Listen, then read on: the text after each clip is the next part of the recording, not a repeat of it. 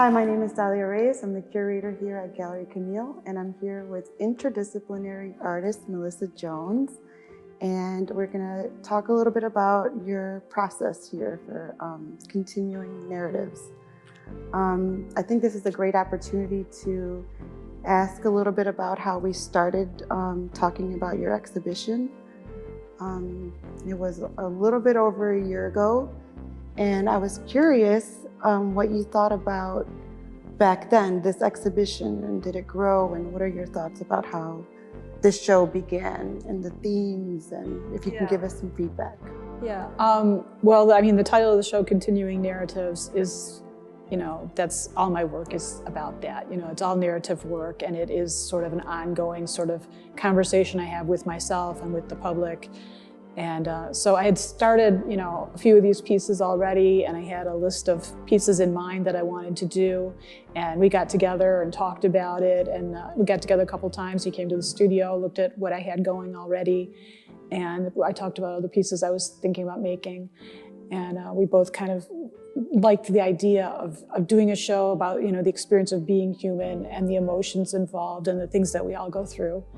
So the date that the show was going to happen actually got moved around a little bit. So I didn't make all the pieces that I had originally envisioned for the show, but it turns out I think it worked out better this way because it's spaced nicely and not crowded at all. I think if I'd done a few more pieces as I had originally planned, it might have been a little too crowded with the work. So it worked out for the best. Yes, it was wonderful. I mean, every piece feels like they have a part of you. And when I was at your studio doing this the studio visit, I felt like this was something we really needed to share, and your ideas, and I think the idea of being human and sharing that vulnerability. So I was very curious, with the first figurines that we had here, where it was going to develop from there, and then this one was already complete. And there was so much symbolism in it that I knew that, I didn't know exactly how you were going to develop the rest of the show, but this was such a big part of why I wanted to have, the show. And if you can talk a little bit about this one. Sure. This is a reference to the painting by Leonardo da Vinci called Lady with an Irmine. And in the painting, there's a 16-year-old girl, and she's pregnant. She's a mistress of a duke, and so she's an upper echelon of society since she was his mistress. And the ermine is often a symbol of royalty or upper classes and wealth, and so is a status symbol. And she's holding an ermine, which is like a type of weasel. And I started thinking about, if somebody was going to paint my portrait and try to show my status in society as a 16-year-old, what would I be holding? And so I gave myself a possum instead of an ermine. And the billiard ball is a reference to my father, who is an alcoholic. And, I guess traditionally a girl's status in society throughout the ages has been based on who her father is and her parentage, and what status her family comes from. And I was kind of low on the status level. So that's what that one's about. Yes, I knew it was so deep, and I thought it was just perfectly weird. But thank you, because those are topics that I think we need to really have. I mean, conversations that we have to have. Mm-hmm. And your work really allowed for us to kind of dig deeper. Mm-hmm. And the fact that you work with in the third dimension, with sculpture, and also 2D, with painting. And I'm sure you've done other kinds of mediums. Mm-hmm. Do you have a preference right now with what you work in? I skip back and forth, but I think the thing that's the most fun for me to do is the mixed media with found objects, because it's always like a puzzle, trying to figure out how to make it do what I want it to do, and working with different materials, and how can I meld these materials together and make it work. So it's fun, it's always a challenge, and each one's different. So I'm always learning and figuring out new things each time. Keeps it fresh. Yes, and do you think that the found objects, or like that's like a different language that like supports like your work because it's a different language and people can see like, or things that they can relate to, you know, like just found object that you're putting together with. Yeah, I'm pretty deliberate in the objects that I choose. You know, I just, I like things that show their wear, that show their history, that show that they've lived a life before. And I think I've always been intrigued by those kinds of objects, and those are the things that I choose. So it's pretty specific, the pieces that I choose to use in my work. Do you feel most comfortable in one or the other, or a medium? No, it doesn't matter to me. I mean, I doesn't? can switch back and forth and it's fine. That's so great. Did you start with painting? I started with ceramics. Okay. Wow. Yeah. That really shows, because you're an amazing sculptor. Oh, thank you. Yes. What is something that you want people to know about the work, like looking at it? Is there something that you want the viewer to take away?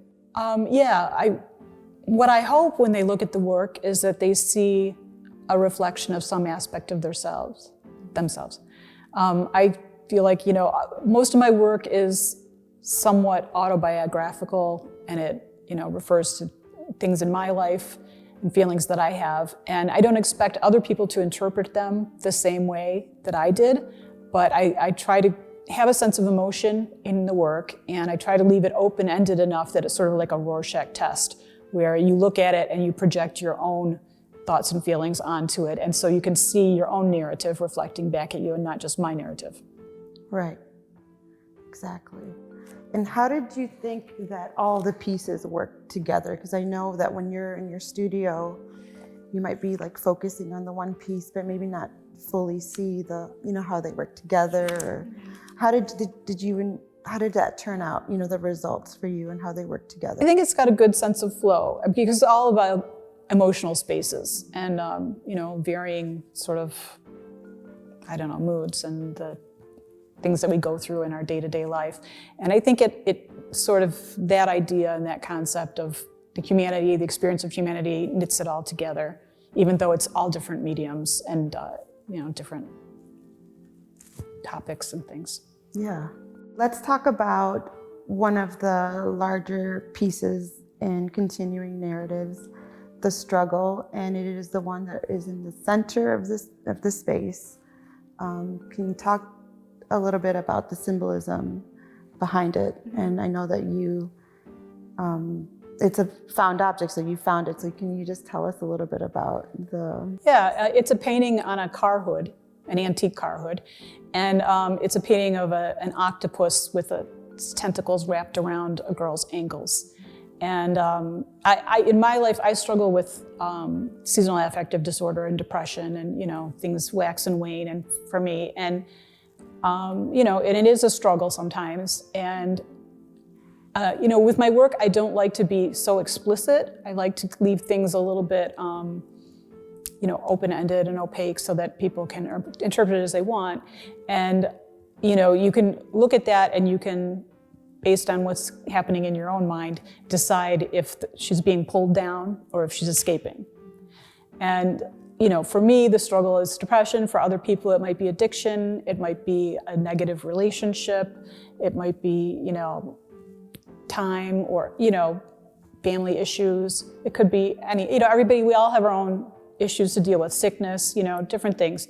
So I think it's good to acknowledge that everybody has a struggle. Yes. You know, we live in this world where everything's made to look perfect. You know, we curate our image on Instagram and use filters, and everybody's all beautiful and life is great and we're on vacation all the time.